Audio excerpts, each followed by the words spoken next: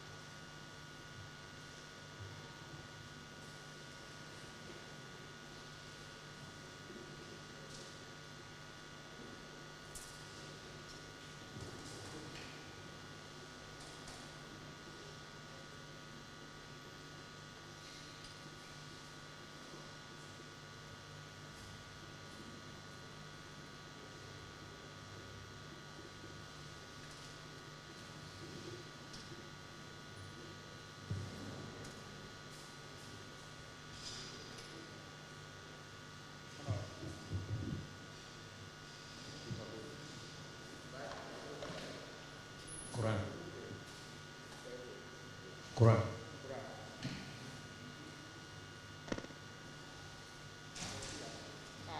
I, Mohammed Salisu Bamba, do swear by Almighty God that the evidence I shall give to this committee shall be the truth, the whole truth, nothing but the truth. So help me God.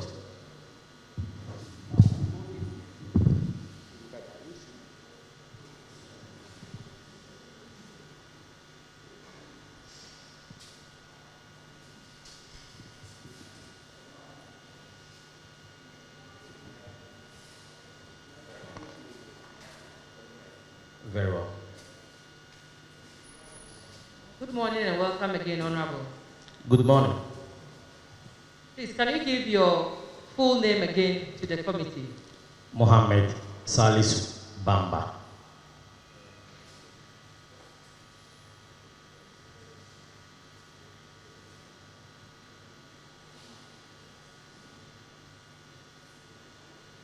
And can you tell the committee the full name of your municipality, the exact name? Ejura Dumase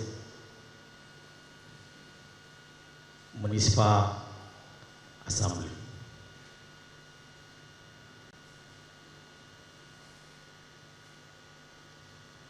And you are the municipal chief executive, is that not so? Yes, please. Please, how long have you been in this position? From 2017 till date.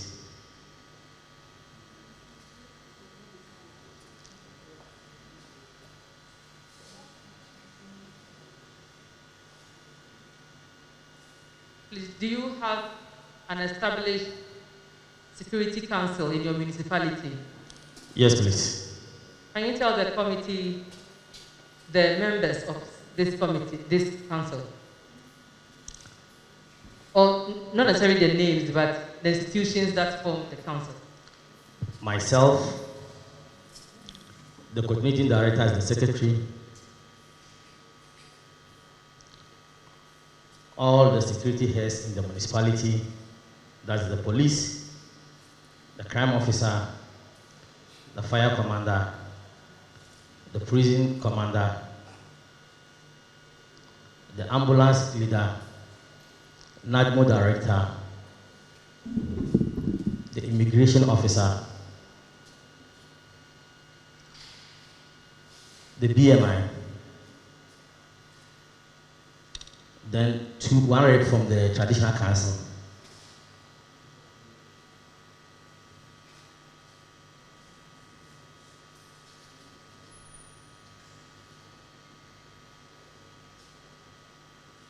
Then the fire commander.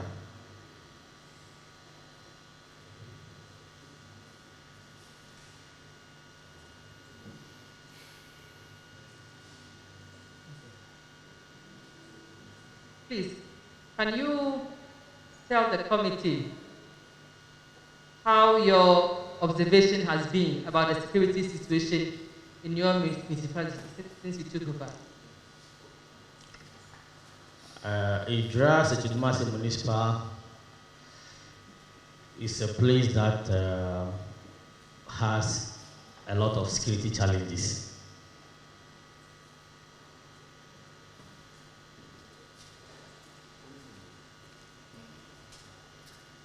From armed robbery to Fulani herdsmen issues,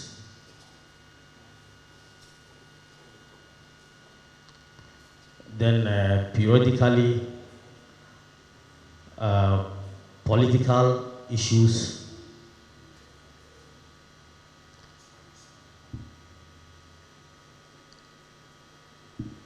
and then the normal everyday crimes, that is the petty stealing and those things. But the major ones are the armed robbery, Fulani herdsmen issues, and political issues.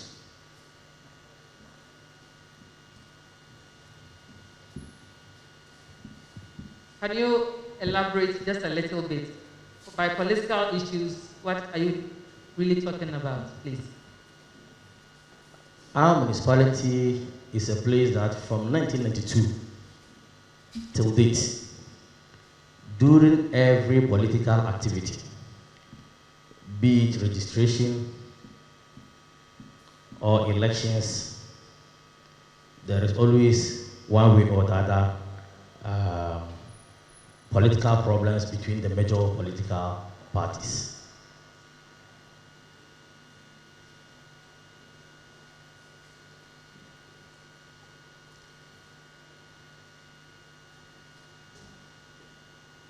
So from the 26th of June, let's say up to the end of June this year, were you in Ejura? Yes, I was in Ejura till 28th of June in the morning. We did fireworks on 27th night to usher in the census night, and on 28th in the morning, which is Monday, I traveled out of Ejura.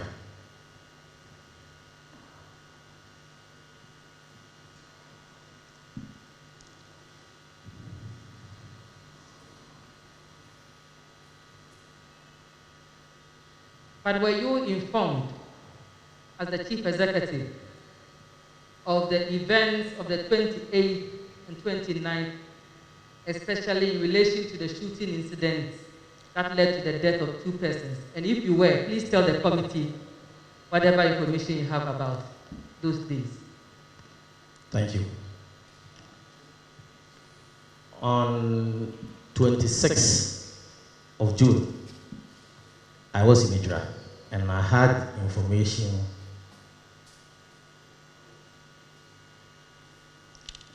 about incident that happened to Kaka in his house.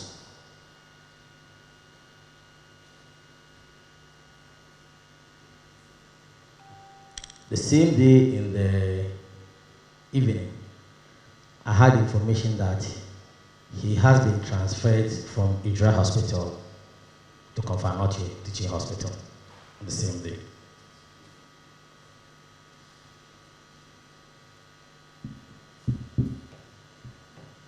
Then on Monday, I also had information about his death, Monday late afternoon.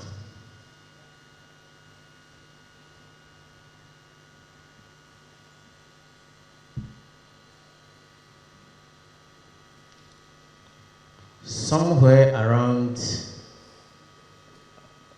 8 o'clock, I had information that some irate youth had besieged the police station. Please, can you be 8 o'clock? Is it in the morning or in the evening? And In the evening. What was the date? That was on the 28th, Monday. Okay, thank you.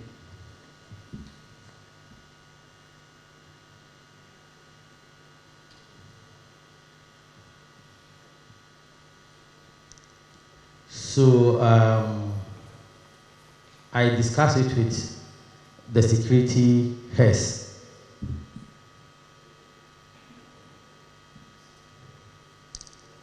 And also call Ejura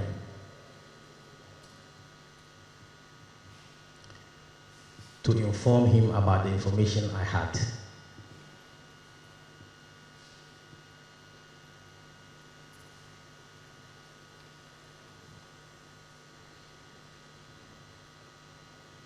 Please go on, if you can. Then myself and the security heads agreed that we should call for support through the divisional command, looking at what happened that evening.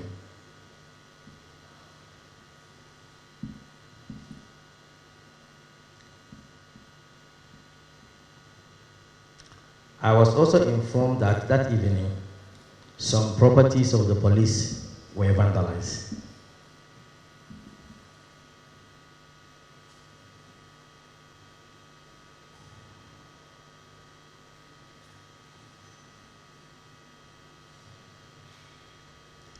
After the discussion, I followed up with a call to the divisional commander myself to find out whether the agreement or the discussion we had has been given to him, whether he has been informed, which he said yes.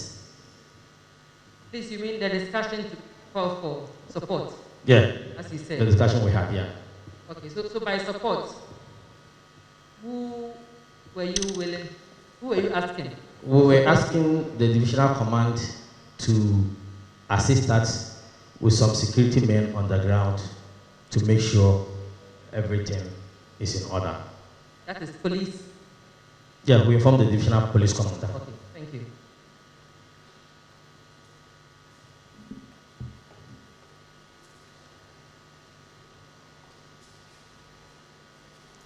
Around 11 p.m., I had information that some policemen have arrived.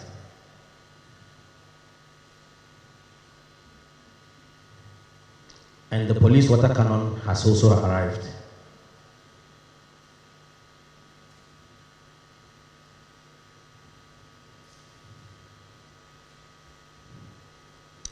Few minutes after the discussion,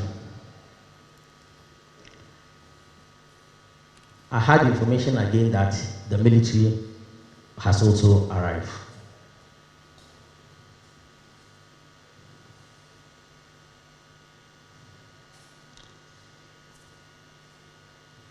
So we were asked to support with accommodation. Did you get to know who called in the military? I don't exactly know. Probably is a discussion we had with the divisional command.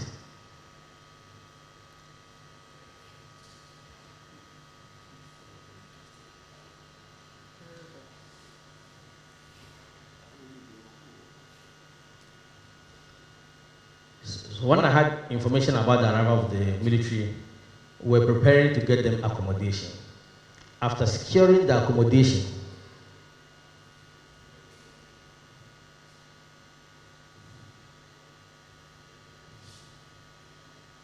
I was told again that the military have decided to go back after patrolling town. They decided to go back that night.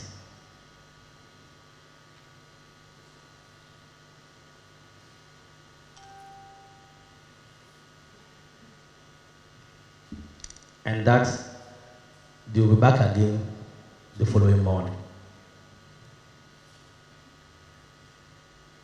Honorable, please, can I ask you, the decision to call for support, as you said, was it the Municipal Security Council that took the decision, or you and the police heads? That evening, all the security heads, the BNI, the crime officer, the police, they were all at the police station. I was the only person who was away. So we were in constant touch with each other that evening. Thank you.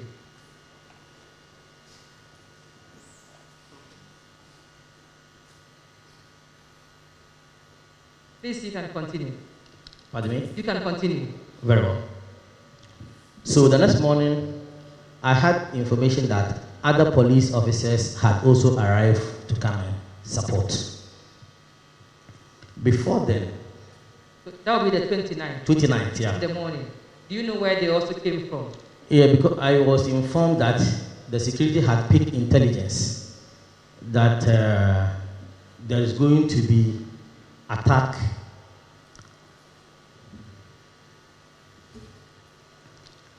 and other vandalizations in town. So that is why others came to support. That information I was given. I wanted to know that as the MC, were you informed bit by bit that this other group of police were also coming and where they were coming from? Whenever they come, I get information from the security heads on the ground what is happening. Okay, so but as to the time that they are coming, I don't have the information. But when they arrive, I always get information. Okay, so this group, where did they arrive from? The first one was from divisional. From all of them from region. From region. From region. Thank you.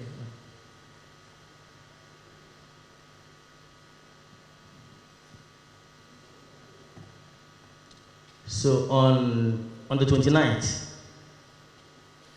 somewhere after 10 a.m., I had information that some youth had attacked the police water cannon at the cemetery.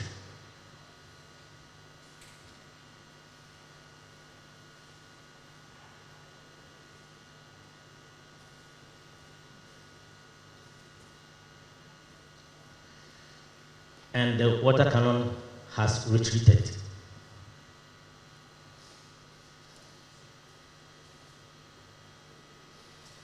Can you repeat? On the 29th, I had information that some youth had attacked the water cannon at the cemetery. Thank you.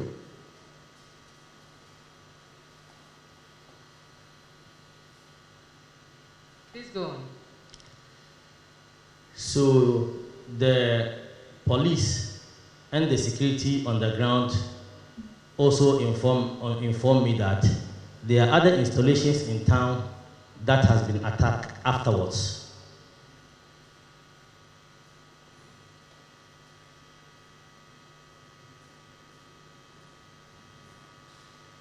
Some MPP installations in town were attacked and destroyed. We call them bases. It's like a shed, pavilion. A couple of them in town has been destroyed.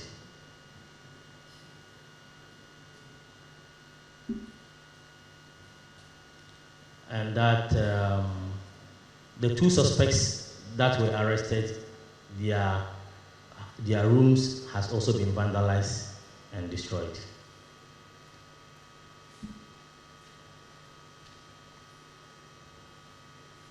Please, which two suspects? You haven't talked about. Two suspects in the police custody. The police had arrested two people in relation to this issue, that their houses were also vandalized. That's the information I also had.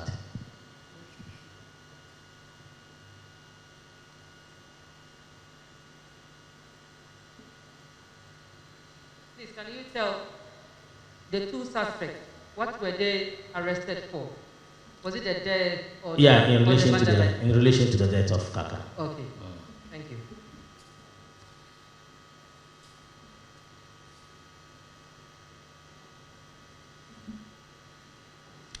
And that the youth are heading towards the police station and the municipal assembly.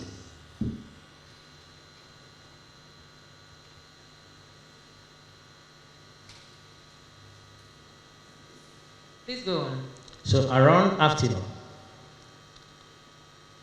I had information that there were some incidents of shootings and that 2 people had lost their life and others, about 4 people also got injured.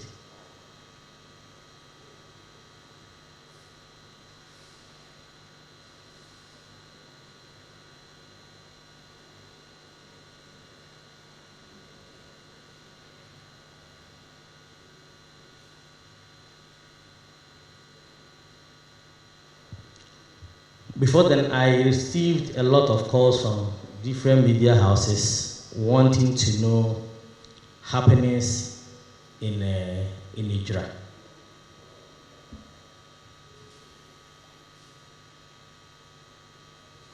Please go on, you can go on. I was able to speak to a few of them, but most of them I couldn't talk to them because of the situation on the ground. We're all in contact with each other, looking at how best we can resolve the issue at hand.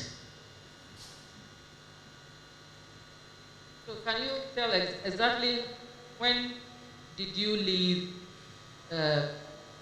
Ejura and when you returned? I left Ejura on Monday morning, 28th, around 6 to 7 a.m. And returned? And on Tuesday, I returned to Ejura. In the evening or afternoon? Actually, I was going to Ejura in the afternoon. Then I had a call that I'm advised not to come to Ejura. So I tried to find out why shouldn't I come. Then that it was for security, for my own security. That is why I'm advised not to come to Ejura. And later on, some elders also sent a message through somebody to call and inform me that this is what is happening. I'm abreast with what is happening. I'm in touch with all the security heads, and that this is what is happening on the ground. And for that matter, I should stay away for a while.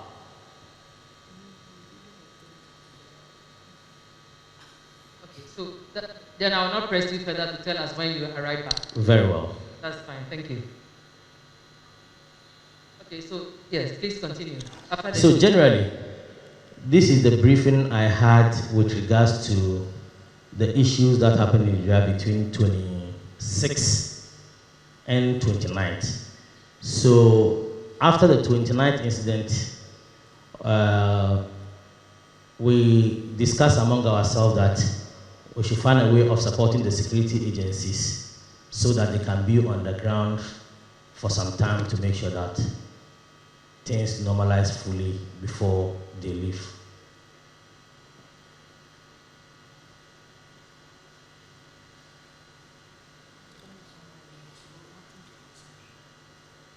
So since you are on the ground, you are the MC, have you got any information about what caused the death of Kaka? Or what led to his death? On the 28th of June, I had information in the night that some 2 suspects had been arrested.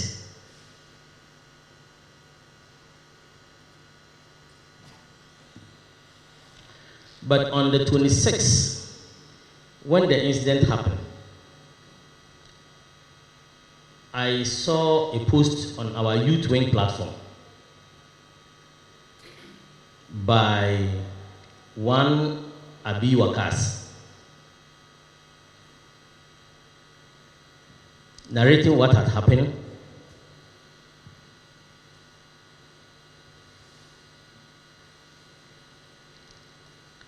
and stating this could only happen under a wicked leadership of Ejura MC on our youth wing platform.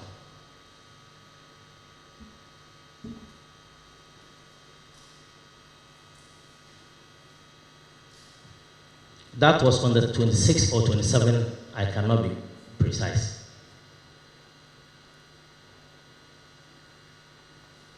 Then I also had information from a lot of media houses, especially on the 28th, calling to ask me about my knowledge with regards to the death of Kaka.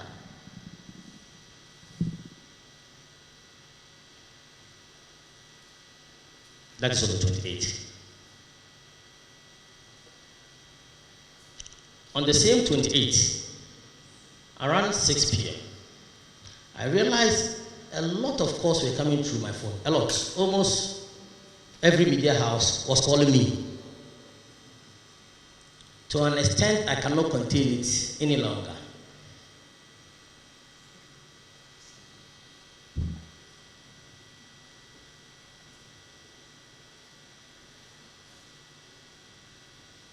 Then my attention was drawn to a Facebook Live and also interview on Guidance TV.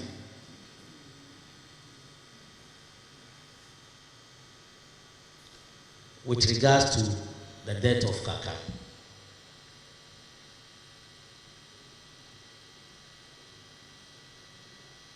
And all the publications were pointing to the fact that the two suspects are my bodyguards.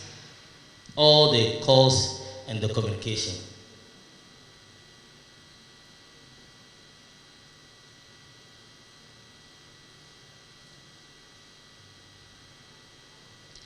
And that the deceased is a fix the country campaigner. And me representing government on the ground, I'm not happy with his activities.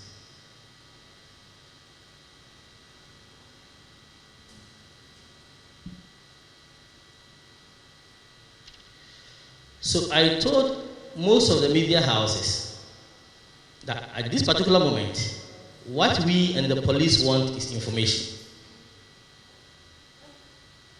So I'll plead with them to give the information they had to the police.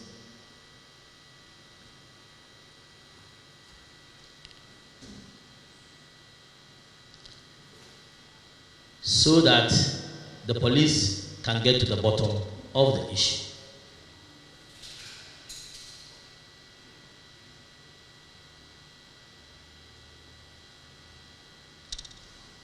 It will interest you to note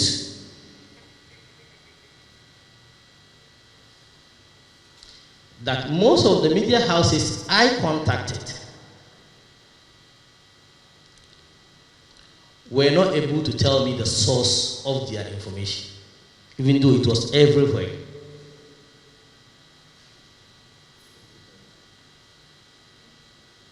Honorable, in actual fact, I wanted to find out if on your own, in your capacity as the head of security, whether you had some information, not necessarily from the media, but from your council, as to what this whole thing is about. Sincerely speaking, I have not received any official information with regards to the fact that this whole thing is about A or B. Okay. What I can say as a resident and indigent of Ejura is that some faceless individuals are trying to use the death of Kaka for their own parochial interest.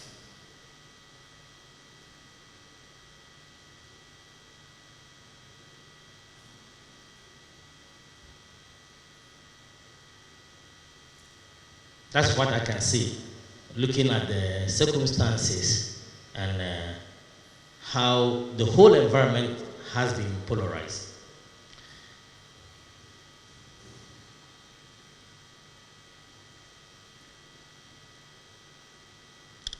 I must also add that the event of 29th June that led to the death of the two individuals and others getting injured.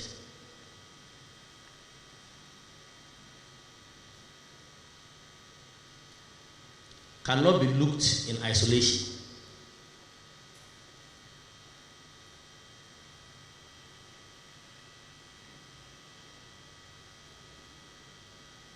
Some of the interviews that I listened to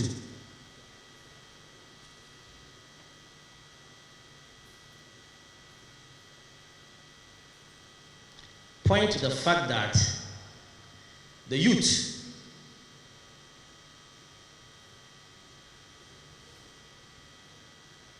and the community was actually polarized against the police and the political heads before the 29th.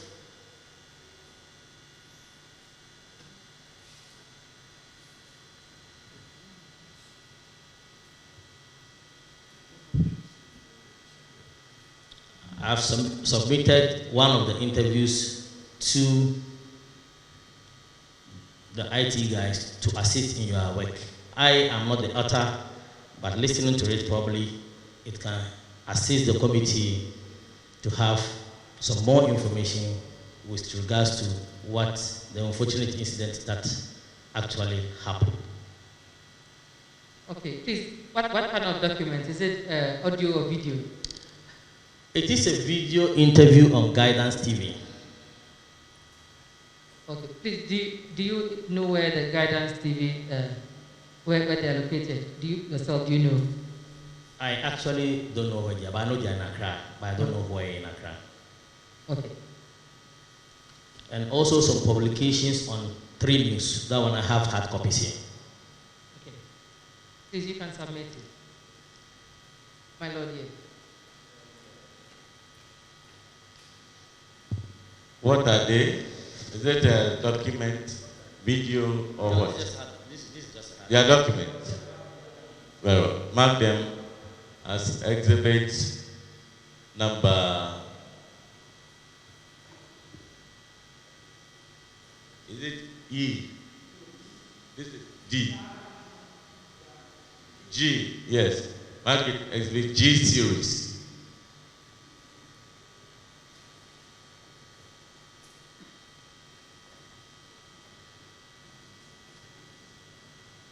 So was the video submitted to you or you got it on social media? My attention was drawn to it.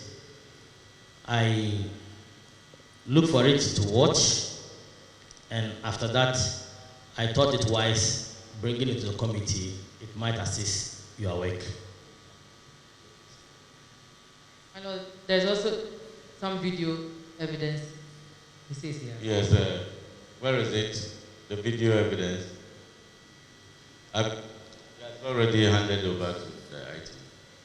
Is it one pen drive? Okay, mark it as exhibit H.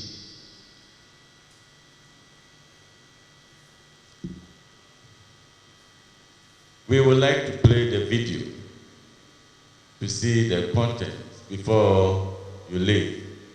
Very well.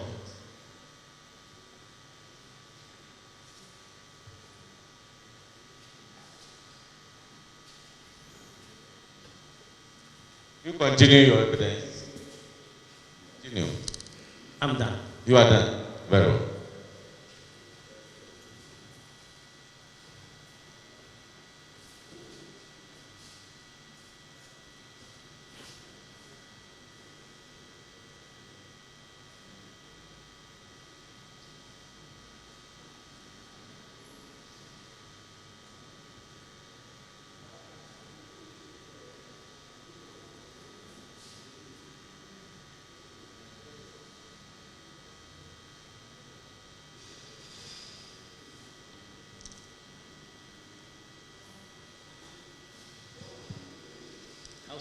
This is an house.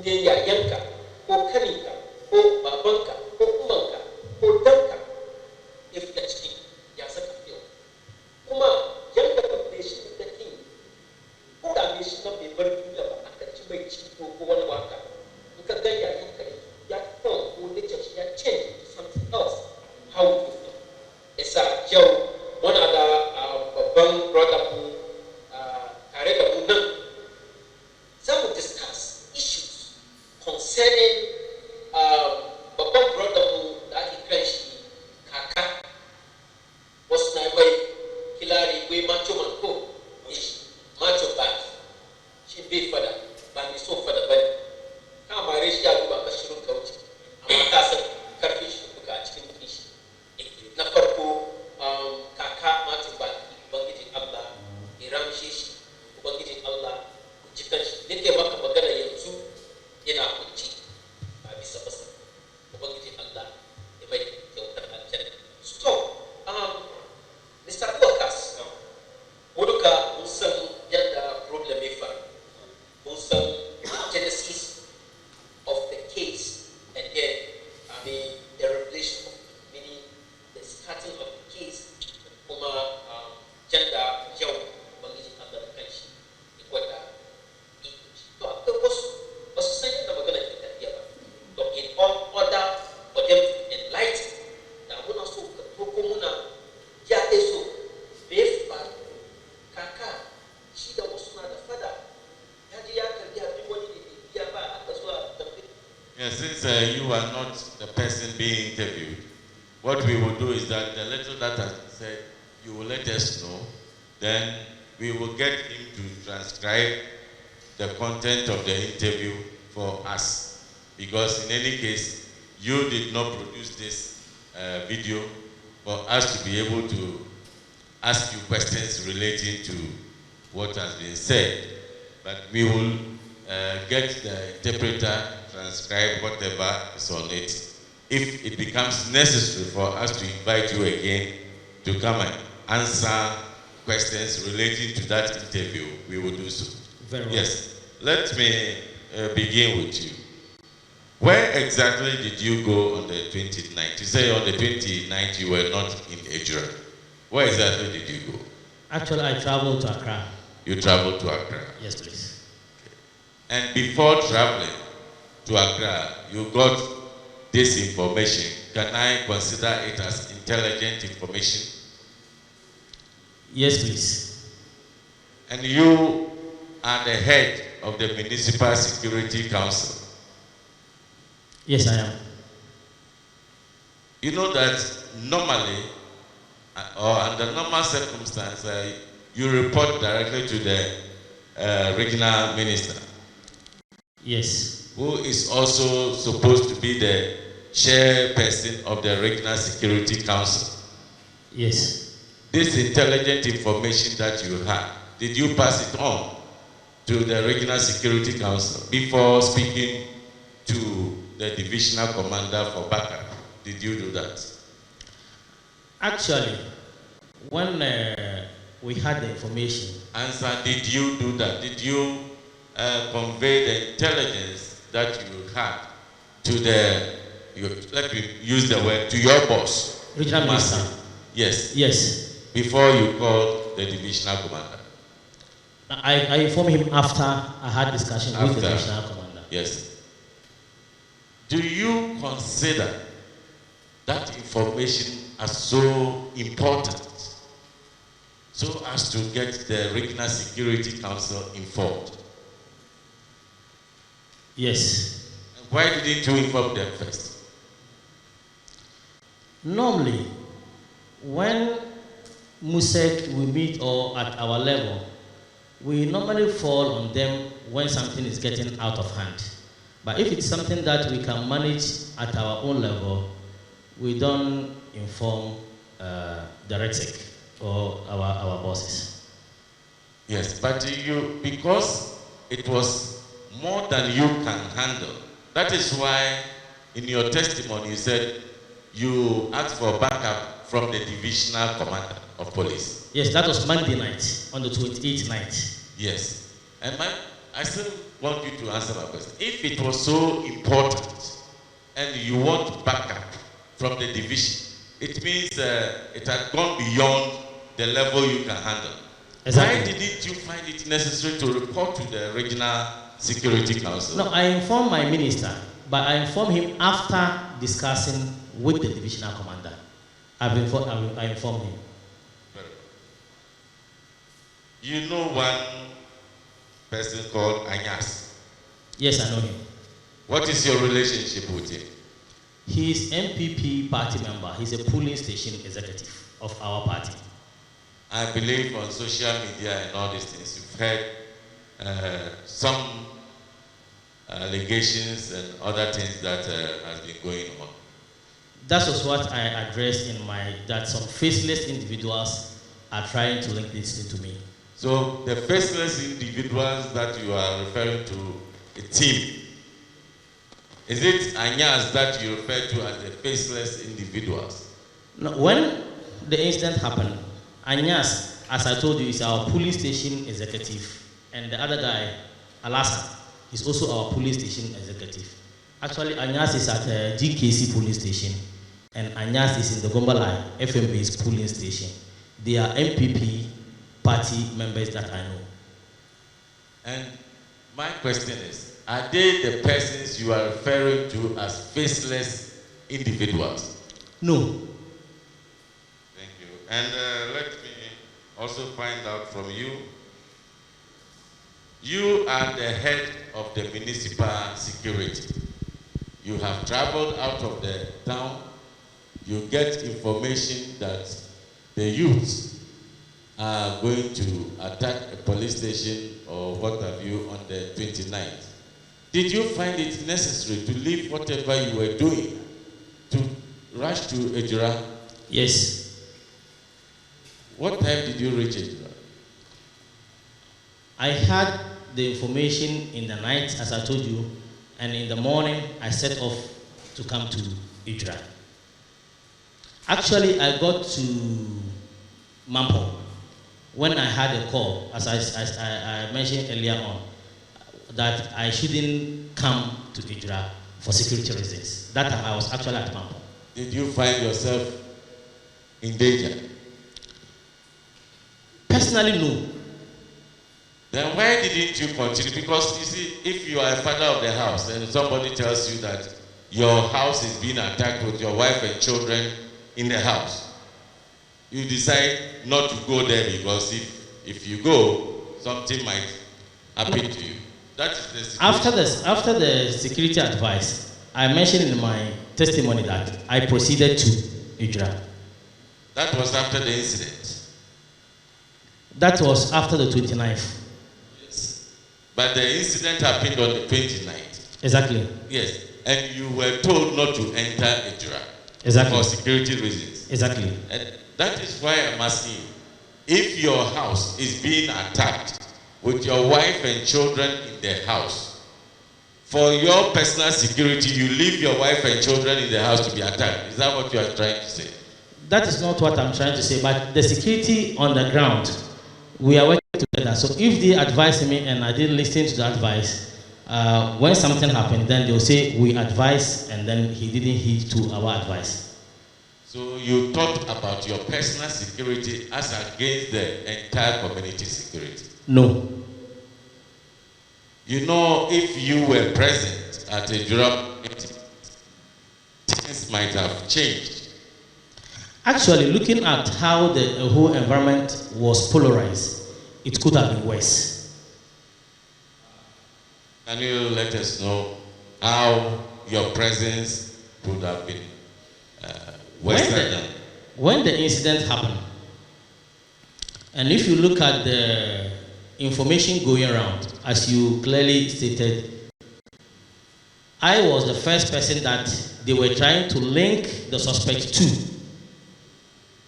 That was number one. Number two, the police themselves, they instigated the youth against the police. Yesterday, I heard the police addressing some warning letter.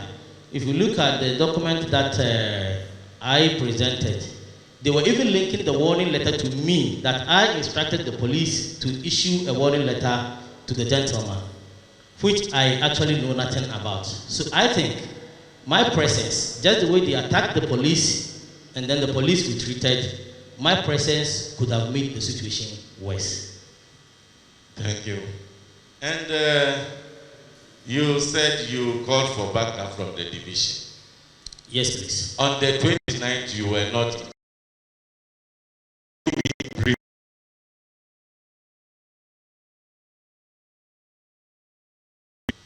Did it ever come to your attention that Operation Calm Life has been instructed to proceed? On the 28th of June, I had information I stated earlier on that the military came and left. But as to the name, hold on. I'm not talking about the military. Operation Calm Life.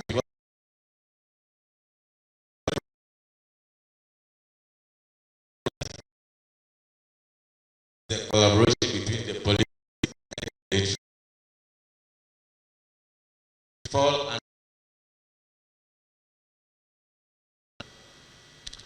I wasn't specifically told Calm Life. I was told the police and the military. But not the name Calm Life. Very well. And were you told who ordered the military?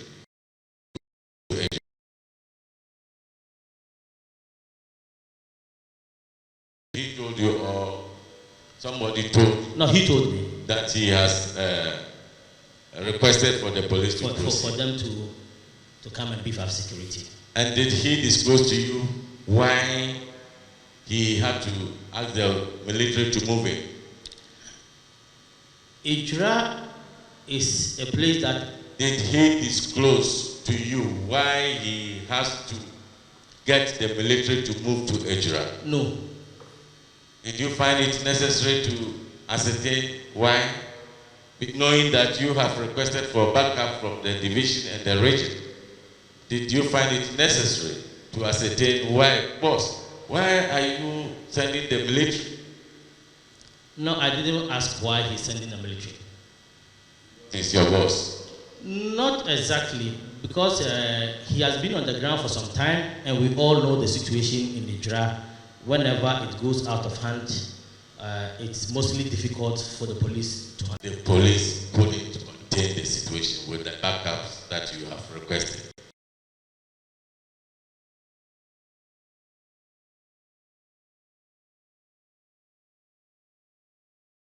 Or strength in Ejura, whenever there is a problem, we always call for support from Mampo.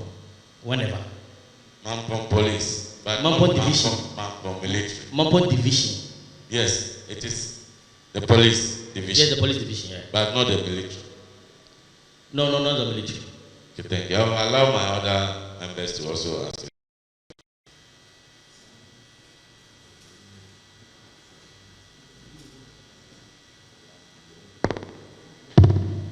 Hello.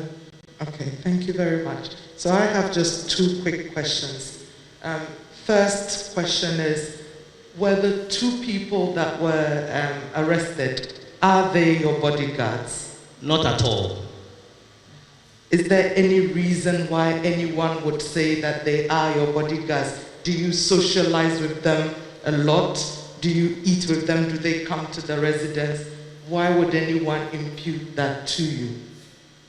Anyone who knows Ejura very well and our environment, my house is a place that whenever any political head is coming to Ejura, or any time that there is any national activity, the media who comes to Ejura can attest to that fact. My house is always full with a lot of people, really a lot of people.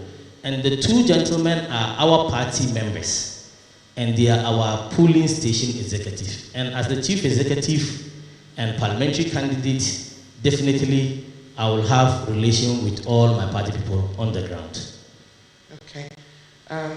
Just a follow-up on that. I did say two questions, but this is a follow-up. The Kaka, the gentleman who had been injured on the 28th, 26th, who later passed on, Is he a member of your party, as far as you know? Yeah, he's a member of the MPP.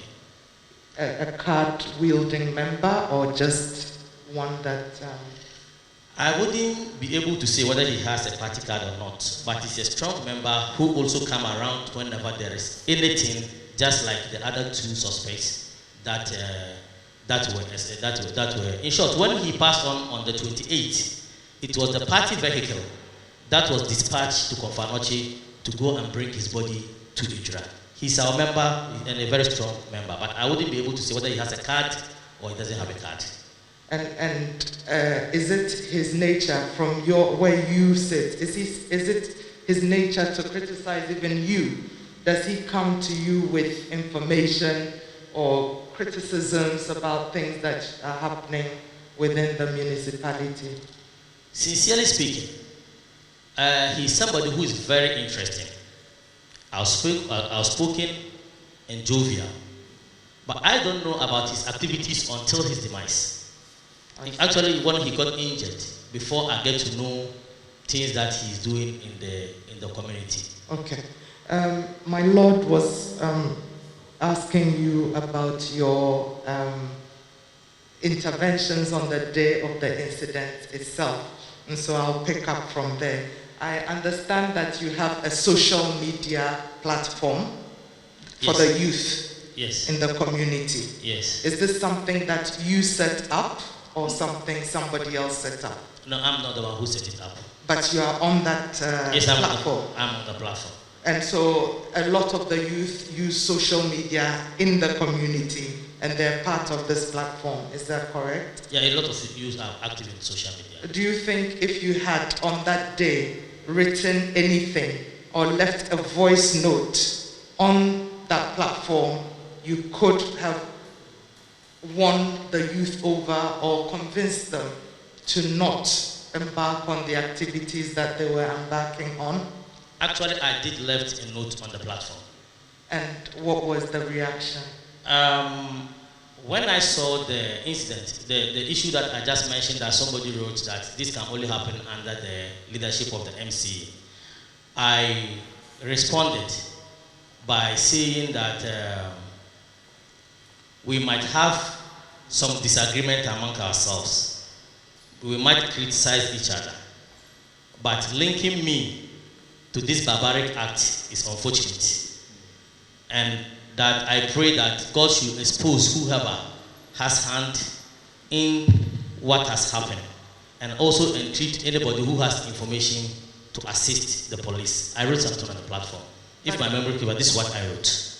But this wasn't directly appealing to the youth or the young people to exercise restraint, for example, or to say to them that what they're seeking for will be investigated and so on and so forth, or perhaps ask them even for a meeting. The information I just gave you was on the day I heard about the incident. By that time, I don't know the gravity of the incident as to the level of injury and all whatnot when I wrote this thing. But later on, when we had information that has been transferred, I spoke to a lot of media houses calling for calm in Ejura. And even the party issued a statement to the fact that everybody should be calm, and anybody who has information about what happened should kindly assist the police for their investigation. Honorable, a very good morning. Good morning, sir. I'll go on the same tangent for us to exude from you whatever will help the committee to come out with a very good conclusion. The story of Anyas will fill the volumes, right? You said he is a member of the NPP. Yes, he is. Can you describe him? What's your view of him as a person? Kaka. No, Anyas.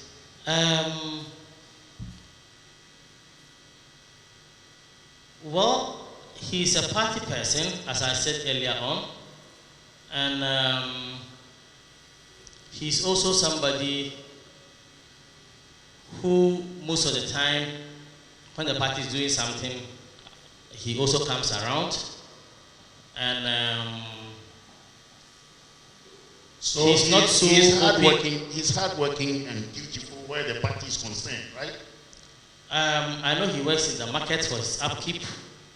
And with regards to the party, we only come together when there is activity. But when there is no party activity, everybody. In short, since after the elections, there hasn't been any major activity. And since that time, we've not really had so much interactions.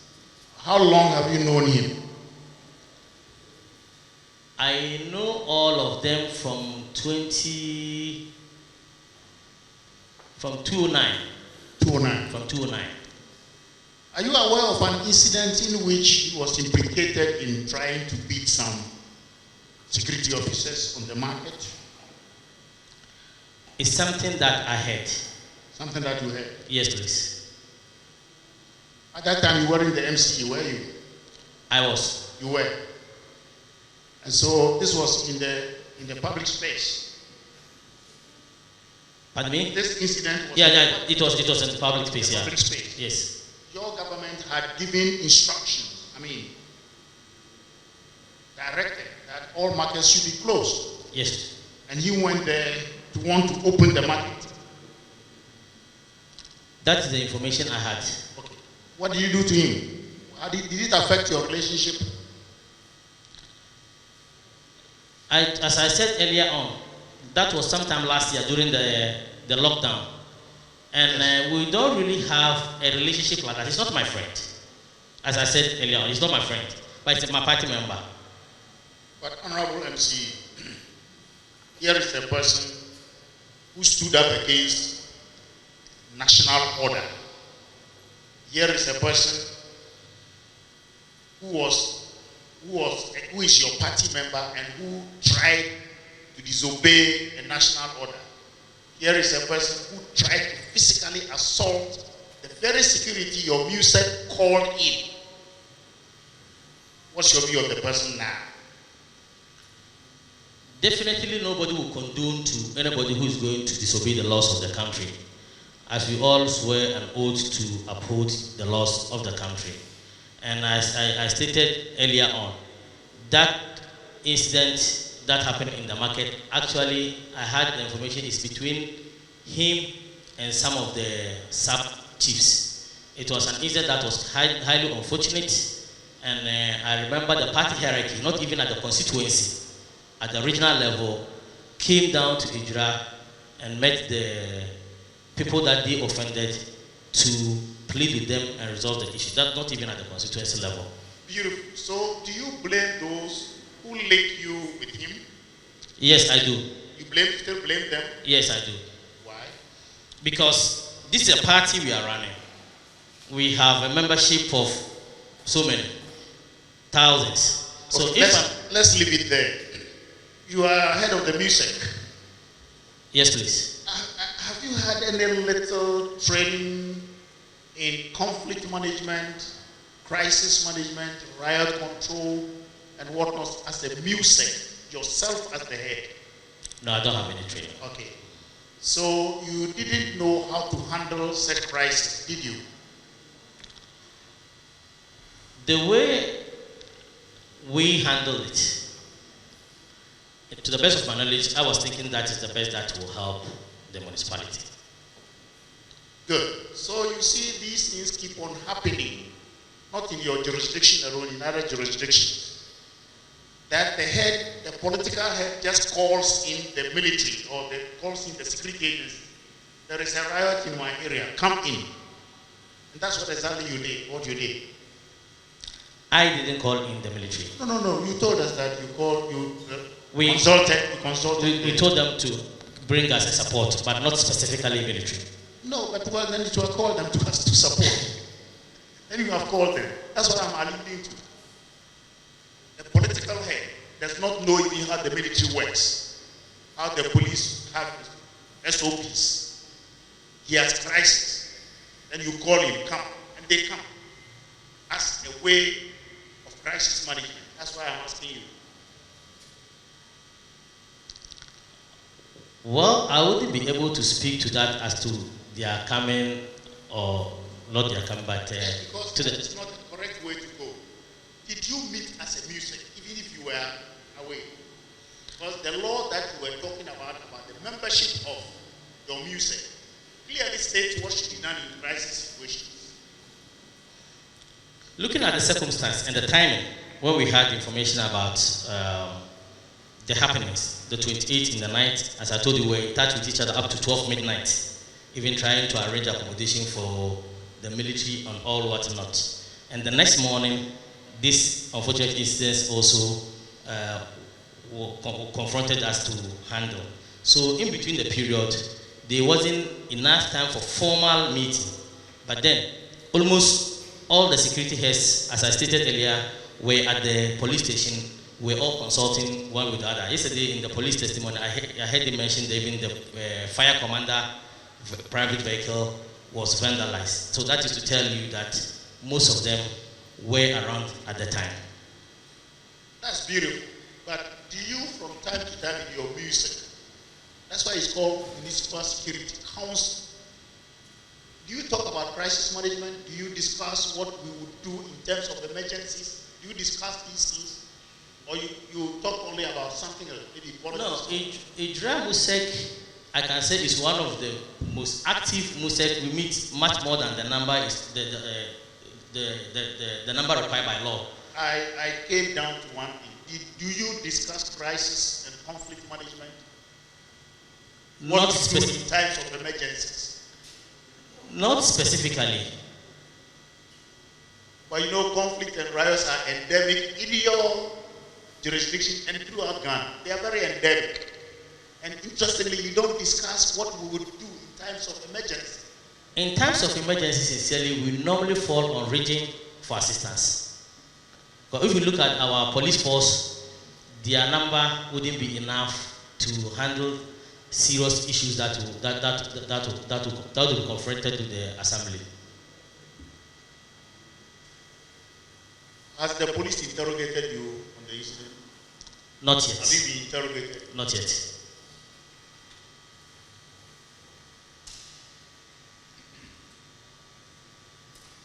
I'm still worried about how we handle emergencies in Ghana.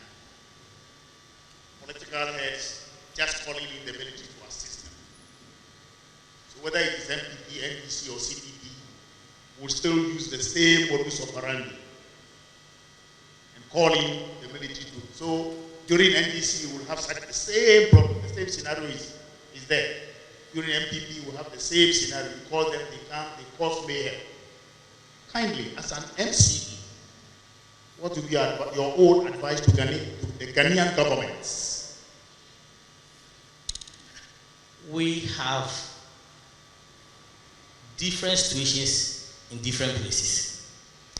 As I stated earlier on, during the time of elections, we don't identify all constituencies as hotspots, but we have some specific places that have been hotspots, as I stated earlier, from 92 till date. Ejura is one. If you put elections aside, Ejura is a place that will always have Fulani husband issue. Can you give me concretely what should we do during the time of emergencies like this? Should we continue the way when an MCE, DCE, REXEC chairman just calls in the military when they don't know how the military hierarchy and command have an SOP? Do we continue? No, my advice to all of us is that if we can have a specialized unit that can always assist in situations like this, maybe within the police, or even if it is the military specially trained for a particular purpose like that, it will be something that will help. With the CAM Life, I don't know their modus operandi. I don't know how they operate.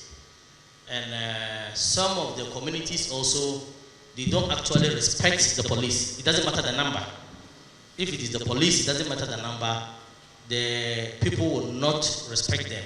So if there is a way of training either the police or police or military to use minimum force in situations like that, because if you look at the number of police on the ground against the number of military on the ground that day, the few military, if I hear the police testimony yesterday that at the point in time they retreated and the military came forward. So it means that few military with similar police training can help in situations like that. Honorable, let me assure you that there is a standard for emergencies in this country. There is a standard. What you have left out is your own training. As an MC, you need to be abreast with how we deal with emergencies. And I thought we were going to tell the committee to please put in a recommendation for training people like you to handle emergencies so that we don't have casualties.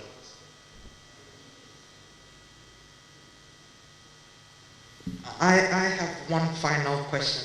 Very well. Honorable, do you have public forums at your municipal assembly? Yes. How often do you hold these citizen dialogues? Very often. So, when you say very often, I'd like because, to be specific. This year, for example, since January, how many public fora have you had inviting citizens to come into the municipal assembly or their opinion leaders and have dialogues? Most of the time, we do invite major stakeholders. The question is, how often this year? I can't readily give an answer here. I have to consult the coordinating director to look at the files. Very well.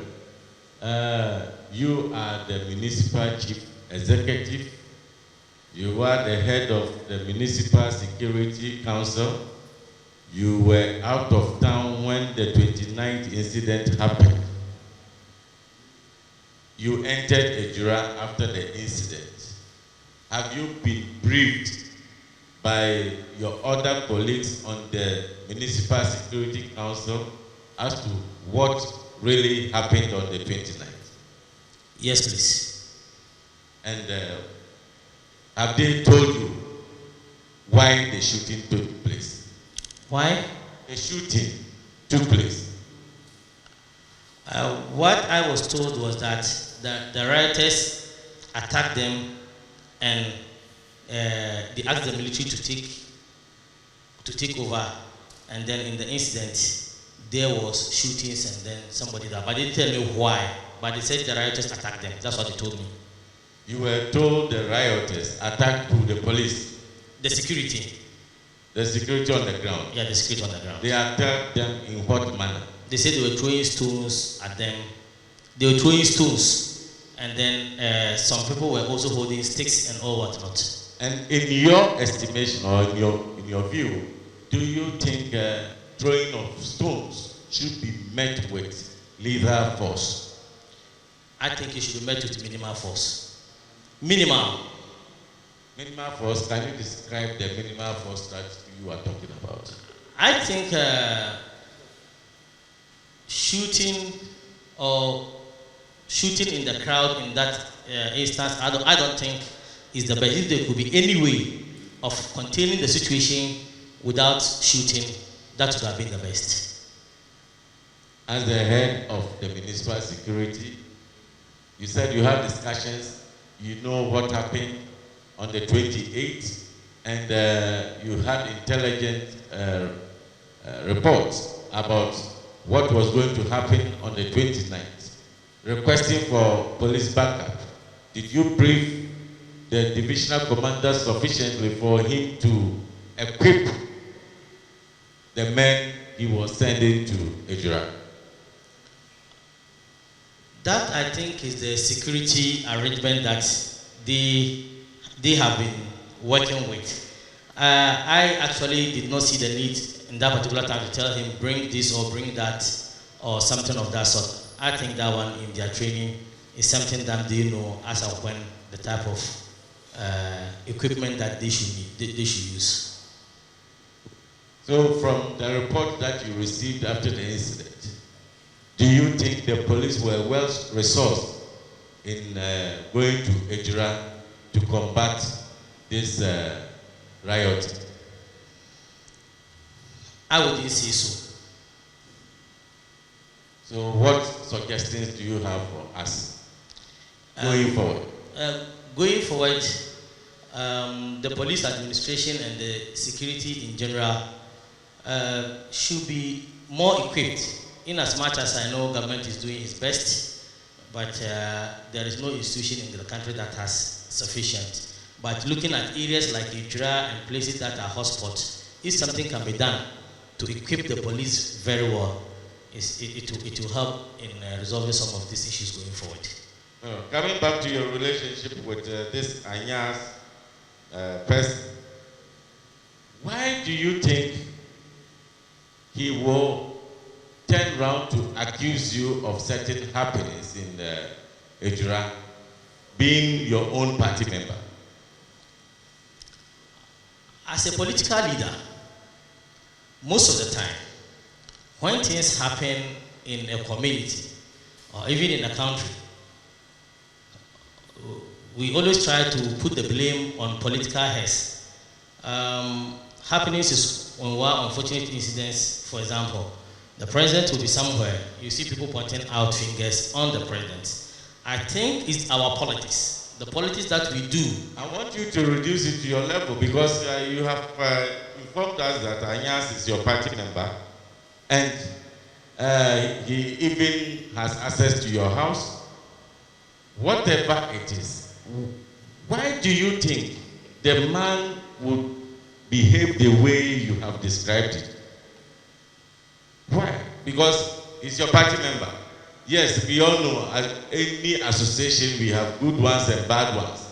But to target you in person and make these accusations at you, why do you think will prompt or cause Anyas to do that? I actually don't know what Anyas has done. But then, if I wasn't the MC, or I'm not the political leader in Ejura, I don't think somebody would have pointed finger at me.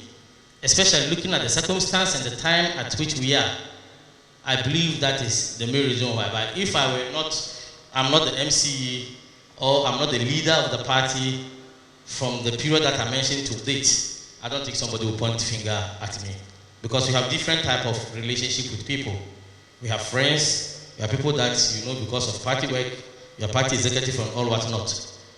So I believe it's because of the politics of it. That is why people want to link me to it. These two men who were arrested, that it has been alleged they are your bodyguards. How well do you know them? As I explained earlier on, I know them to be our party members and they are our police station executives. That is how I know them. Apart from that, you don't have any personal relationship with them? We don't have personal relationship. Our relationship is political relationship. Do you have a bodyguard? I am somebody who mostly... Do you have a bodyguard? I have one police bodyguard that I work with. You have one police escort? Yes. So personally, apart from that official escort, you don't have any personal bodyguard? I don't have a personal bodyguard. So why did they say that these two are part of your bodyguards? That is the politics of it. That's what I was talking about. Thank you. Thank you. Honorable, my final word to you. Do you think politics has anything to do with several such crises in Ghana? Yes. And in your jurisdiction? Yes. Thank you.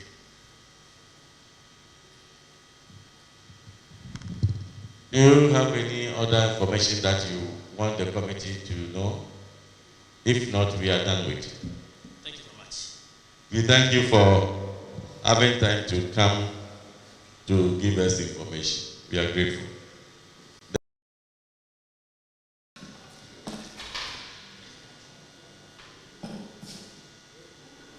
Welcome, sir. We are very grateful for your attendance.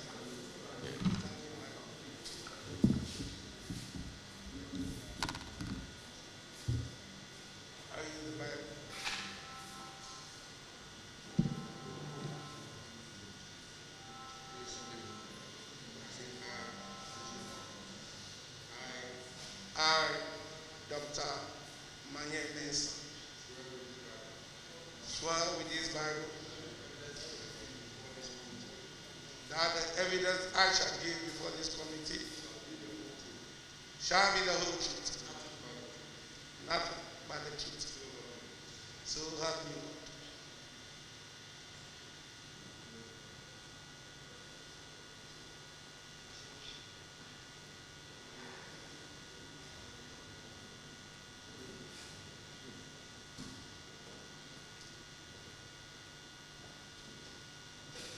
Doc, please, can you give your full name again to the committee? My name is Dr.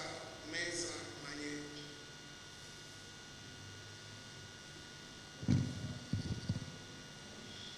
Is it M-A-N-Y-E? My name is Dr. Mensa Manye. Can you spell the Manye, please? M-A-N-Y-E.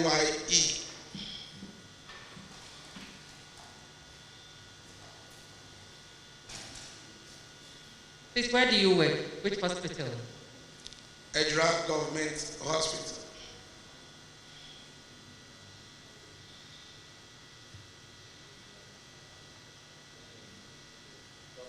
Please, what's your designation at the hospital? Your position? Yeah, I'm the medical superintendent of the hospital.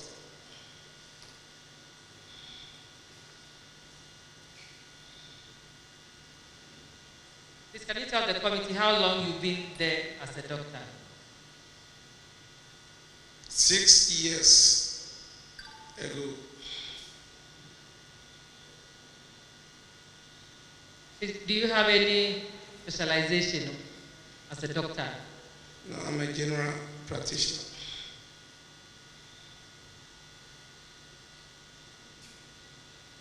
Do you live at Ejura? Yes.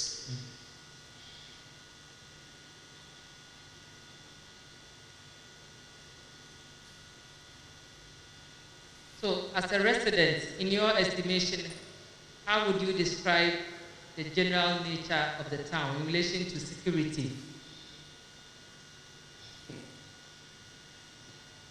The atmosphere of the town in relation to security is quite threatening.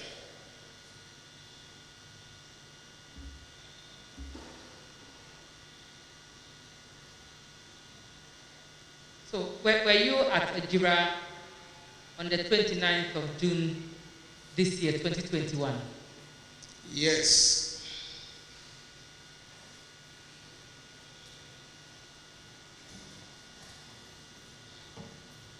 I believe as a hospital, by all means, you would have several patients in a day. But I'm going to ask you this question in special reference to patients who were brought there as a result of some shooting in Ejura on the 29th. Please tell the committee if you have any information on these patients in relation to this incident. Thank you. On the 29th June 2021, around 12 p.m., whilst preparing to go for an operation or CS, a group of nurses rushed to me in the theater. Okay.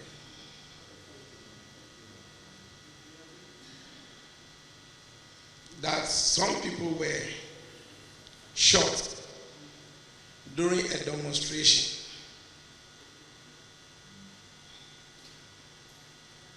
In town, and as a result, they were rushed to the hospital emergency unit. Before this time, had you personally heard about any demonstration or any such disturbances going on in the town? No, not really. Before the nurses told you that some persons have been brought as a result of this demonstration, have you heard that day that something of that sort was going on, some demonstration was going on? Yeah, I heard there was a demonstration in town. Before, in the afternoon, the nurses rushed to me with that report. So I quickly abandoned the operation and rushed to the emergency unit. Based on the narration, I felt that one needed an urgent attention.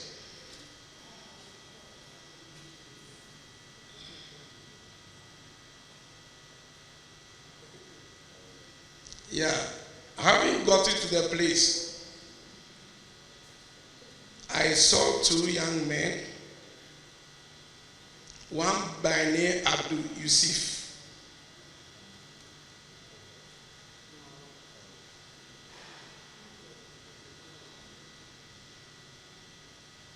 age 25 years,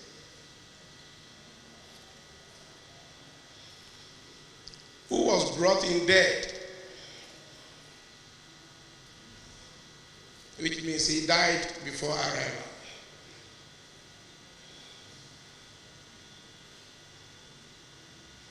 Yeah, and the other, there were two, the other person was also rushing. He was gasping. That is, having difficulty in breathing.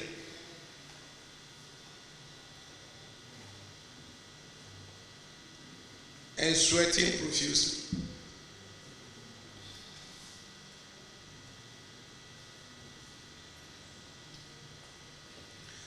So quickly, on my examination of the first deceased, that's Abdul Yusuf, I realized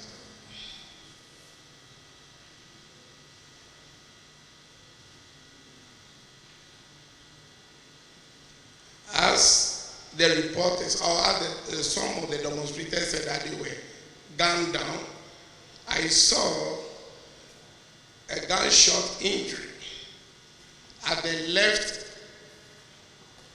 back of the left upper chest.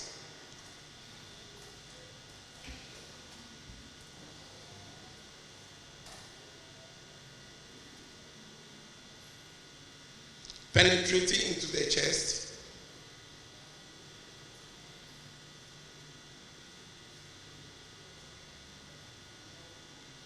And also an injury at the left shoulder joint with the fracture of the humerus. The fracture of the humeral joint means the left arm joint was fractured or broken.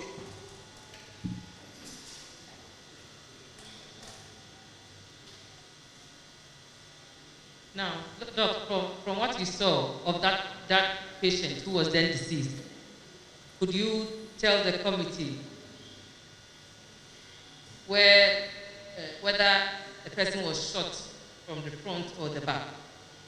The exit and entry? As narrated, the gunshot injury was at the back of the left upper chest. We had the chest, the upper, the middle, and the lower. So at the back of the left upper chest, at the region of the scapula, that's the bone, the flat bone, and also another hitting the left humeral joint, leading to fracture of the humeral bone. The bone in the arm, the biggest bone in the arm, is that the one? But it's at the joint area, the shoulder joint, somewhere there. Right.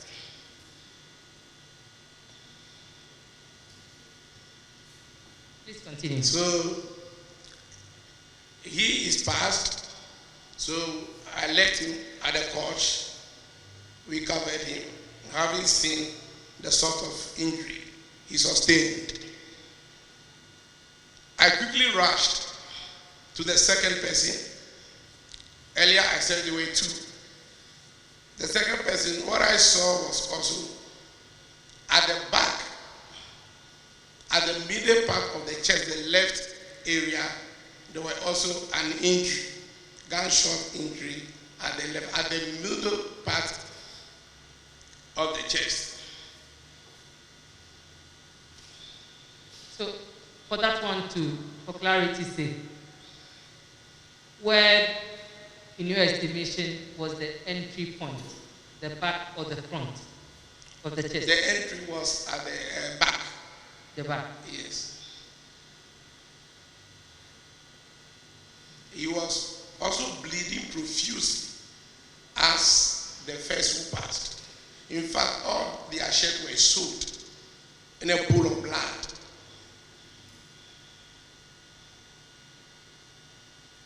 I realized the second one was getting into shock.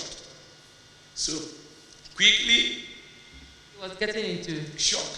He You was can- collapsing, okay. gasping, sweating profusely with a very fast rate of pulse. It means, so we quickly resuscitated, giving enough fluid, ordering for blood and the necessary oxygen to be given in order to revive the client.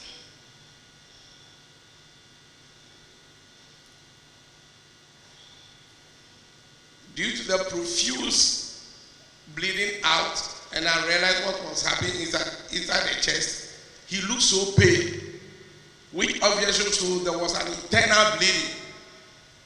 Very, very pale.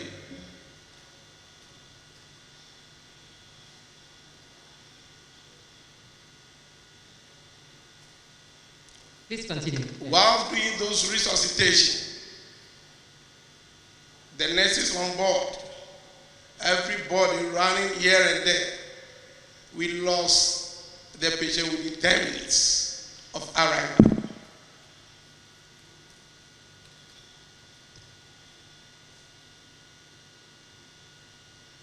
So there is an internal injury with internal bleeding, internal organ damage precisely around the lung with internal bleeding, which could not actually permit a survivor.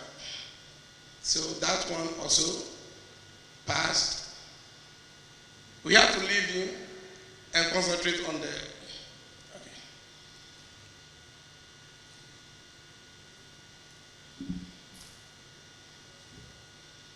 and concentrate.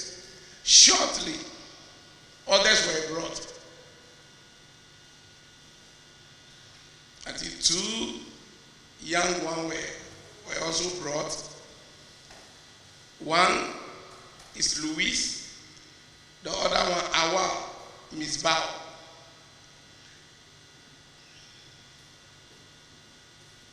You didn't get to know their ages. Since you said they were young, I don't know about how Their ages. Yes. Yeah. Awa Miss Bao is 16 years. Louis, Atipa.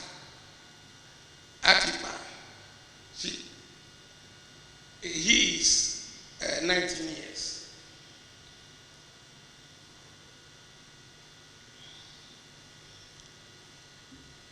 Awa Miss Bao, both of them they were all bleeding. But Awa Miss Bao was bleeding profusely from the thigh. The thigh. The femur bone. The thigh. The femur bone. He sustained severe injury at the femur bone towards the knee joint, precisely the right femur bone. Which is in ordinary parlance located in the thigh. That's the thigh bone.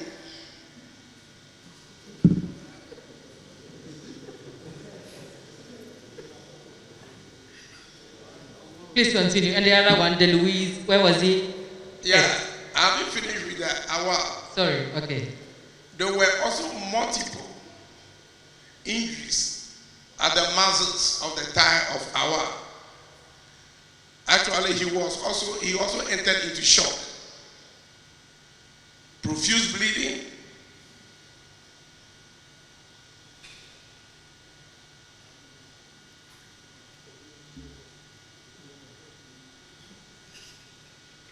bleeding profusely, sweating, also looks very pale. So quickly, the resuscitation team were on board, setting 2 IV lines, getting the infusion.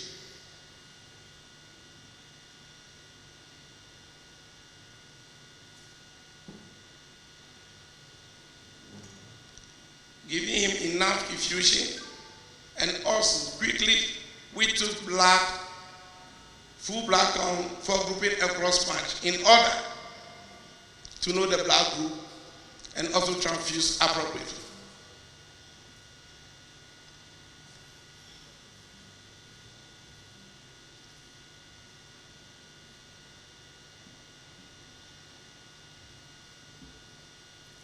So we did our best. We packed and bandaged the Ejura, the one with the femur fracture, the thigh bone fracture.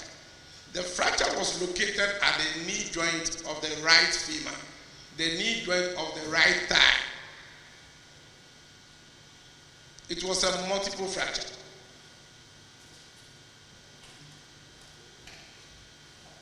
We split the thigh. Split means you bring a long board in order to actually prevent the broken bone from dangling. So Doc, tell us, so for the treatment, eventually what did you do? Oh, treatment, resuscitation, that is the resuscitation. Resuscitation entails giving enough infusion. As the person bleeds, he loses a lot of fluid and the blood as well.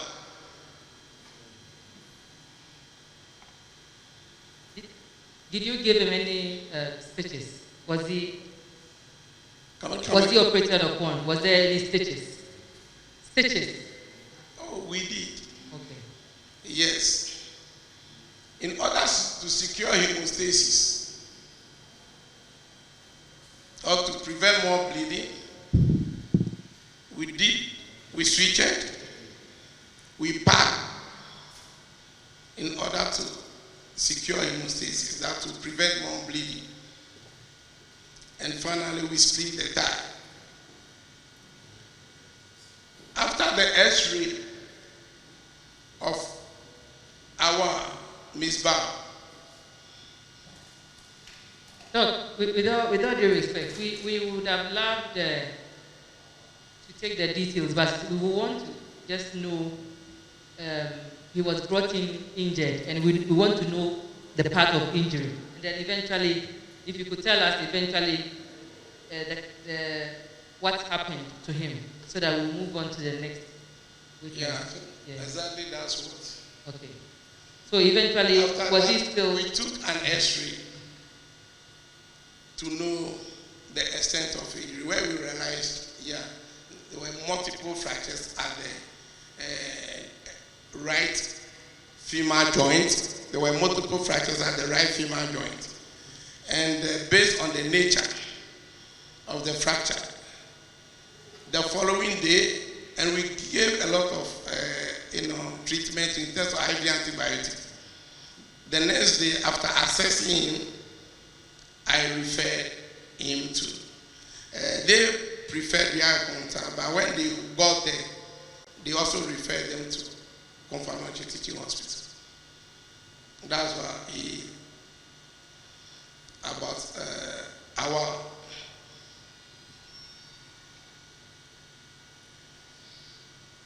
And the Louise guy, also, where was he injured? Now, okay, can I talk about the disease first before the Louise? Okay. The Louise also sustained an injury, a gunshot injury, at the right, above the Alia crest, that is at the waist, just above the waist, the bone there,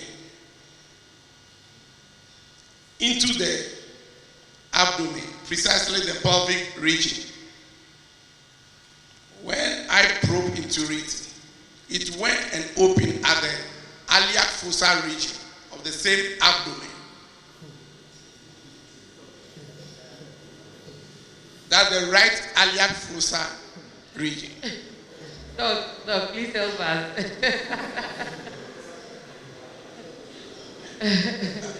Okay, sorry.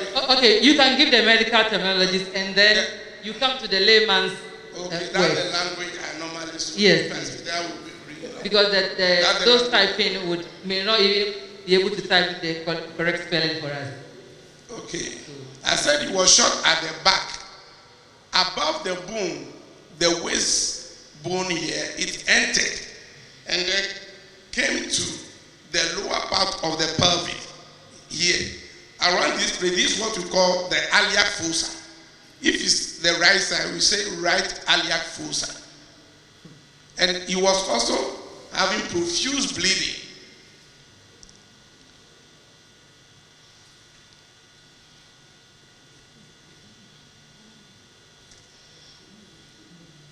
Due to the extent of bleeding, and when I probed into it, and where I saw the injury was actually going,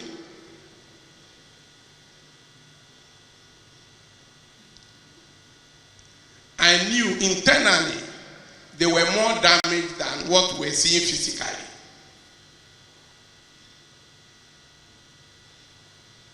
So quickly, I also called for an ambulance and referred him that day. But that of Awal, he left the following day. But we resuscitated him very well. By God, all of them got to their destination. That is Kofonoche Teaching Hospital. I know very well that one also we took an X-ray to that effect. At Kofonoche, I know there will be more investigation before exploratory laboratory will be carried on him. Now, were they the only two injured persons who were brought to your facility? Pardon? Were they the only two injured persons who were brought to your facility? No. Okay.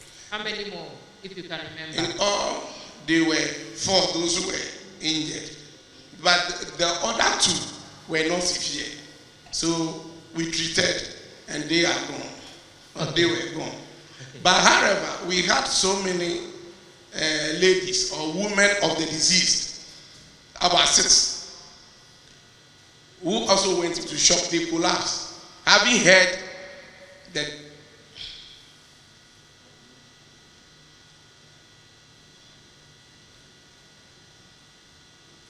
were they relatives of both deceased or one of them? Were they women of the 2 deceased or one of them? There were 2 deceased now. There were 2 deceased. Okay, so both of them, they are family members? Yes, both of them. In addition, the close relatives also followed. So we had 6 of them who collapsed. Okay. But God being so great, we resuscitated them. They were fine. And we discharged all of them. Okay. Apart from you patients, apart from your professional duties of treating these patients, can you tell the committee if anything unusual or anything else happened at the hospital that day because of this demonstration? Yes, the committee have received some form of testimonies that there were a large crowd of people that took to the hospital that day and put pressure on you such that you had to call in the police. You tried to call the police, but you couldn't get the police. And so you were forced to release the 2 bodies without post-mortem being conducted. Was that the case? Yeah, thank you so much. Okay, thank you. Yes. The crowd that came there was so huge. It wasn't easy. So, as usual, things of this nature is a national issue. And when it's happening like that, as a doctor, you have to take all the necessary precautionary measures and actually advise for the body to be kept at the morgue for any further investigation. So after the death of the two, they came in and said they want to pick the body. I said, no, we don't do it like that. We have measures to take before actually releasing the body. But they realized I was delaying their time. And I said, oh, even for what happened, I have to call even the police. They will come, we both sit down, we will get the relative, write their name, and for possible transfer of the body to the morgue, and we arrange for post-mortem. It was then that, hey, they shouted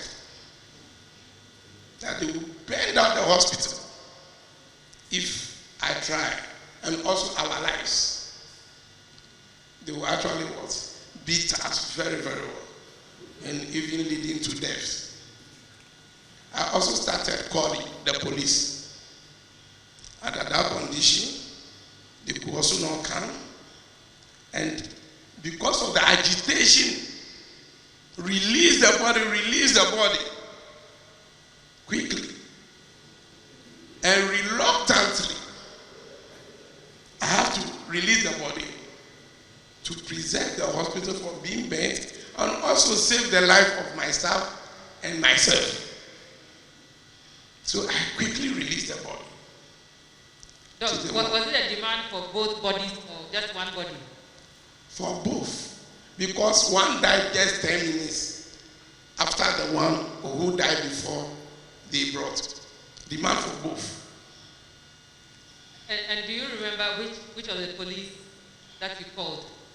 Police station, is it station officer, district commander, division? Yes. I called the crime officer also. I spoke to them, and yes. The crime officer of the station, the district, or the division? Yes, of the station. The station. Yes. And due to the crowd was really charged. And when I mentioned the police, it was that it annoyed them the more. So quickly, that's where they said, hey, doctor, give us our body. And quickly I have to release it. Okay.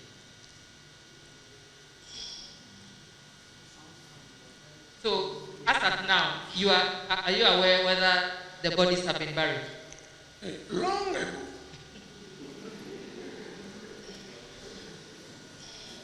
Long ago.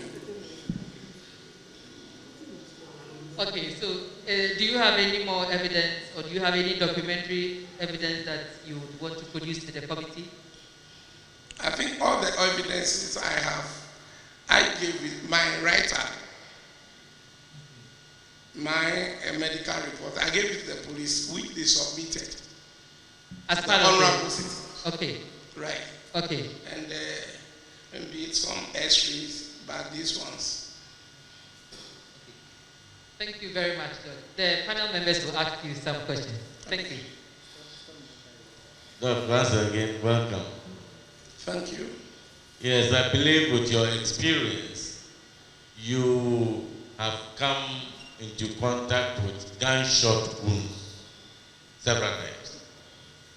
Yes, can you tell us whether from the injuries that you saw on the two deceased persons, whether from the injury it was a close range shot?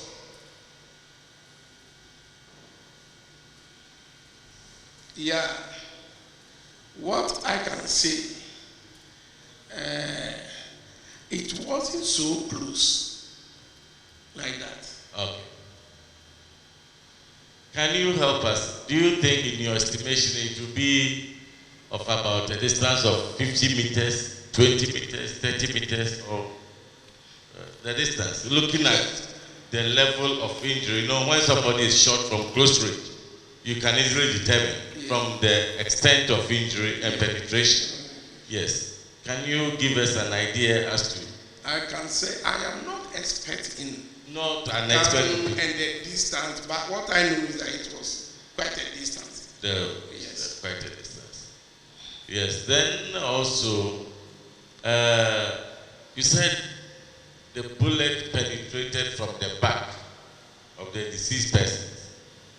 From the way you saw the injury, would you say that the person who shot these two individuals was standing behind them or in front? No, at a distance behind. At a distance behind. Yes. Well, and that of those who got injured but did not die, what is your view about the extent of the injury and the distance? Yes, I think almost the same. The same. Yes. Thank you. Yes, the youth, you said, came to the hospital, demanded that you release the bodies. So, can you tell us whether the bullets were still in the bodies before they were released to them? Thank you. That much I may not be able to tell. The surviving one, we took an X-ray. Okay. Those one, yes, if we had taken an X-ray, I would have been able to know the bullet. Some of the bullets are still in situ. Okay. Since we didn't take X-ray, I can't comment. So the surviving ones, did you find the bullets in the legs? Yes. Did you remove them? I referred them for cophanology specialist to undertake that. Oh, okay. Oh. Thank you. My other colleagues will ask.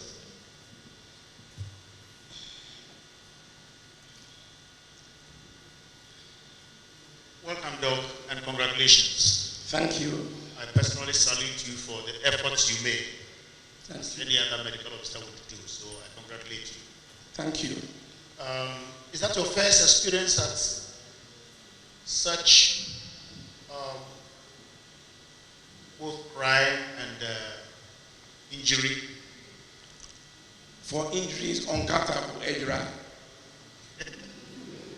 Injury every day, even today, in terms of RTA, multiple fractures, head injuries, divided uncountable.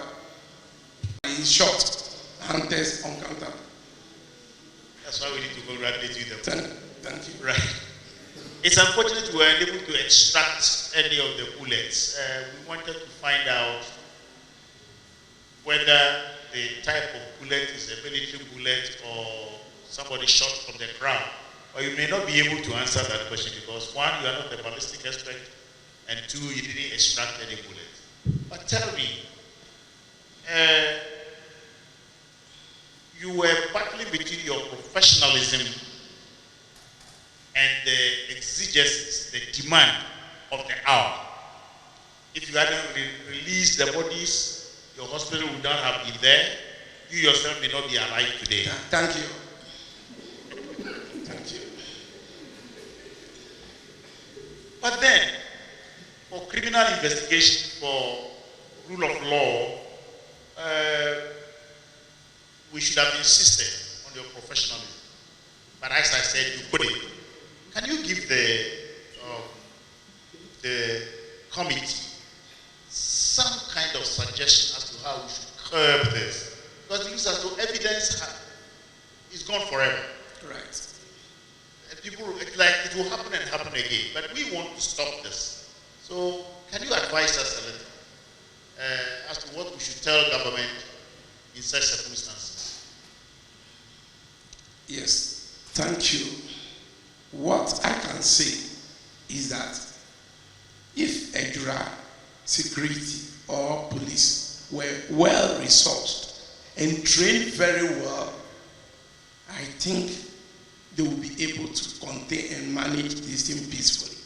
because I realize even cars and all those is a problem to them. And the number of staff, from discussion with the crime officer and the commander, they don't even have the staff, the number of staff, let alone coming to the place. Because of that, and with maybe not having logistics, that's the reason why they could not even follow the crowd to that place, for fear.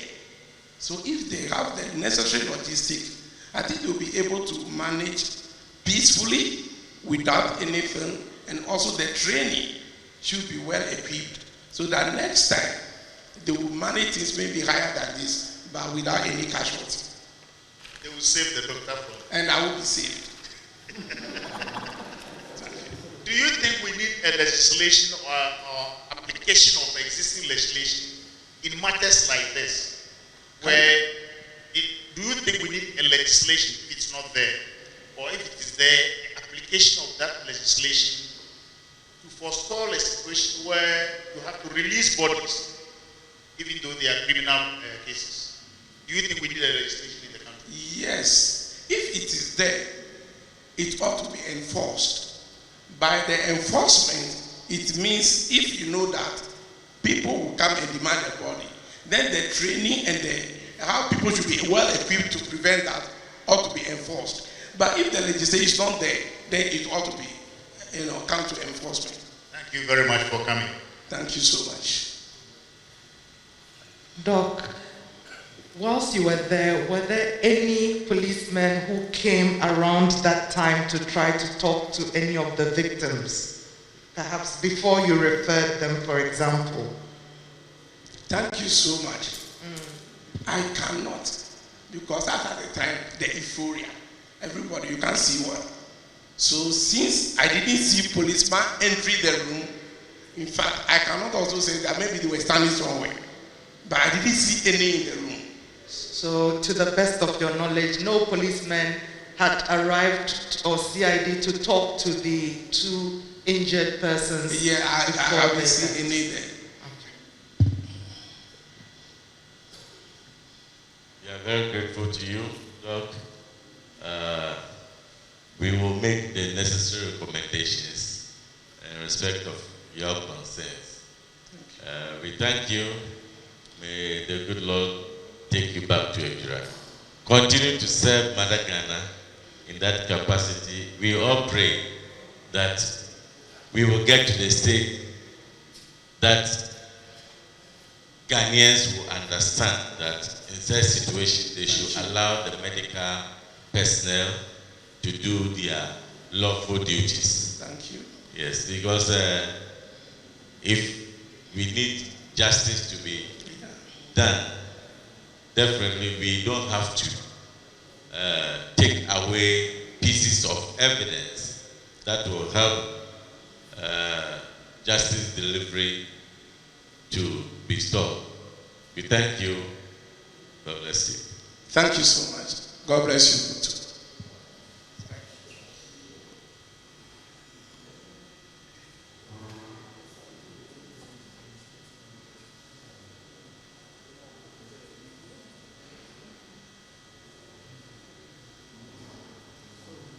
Okay.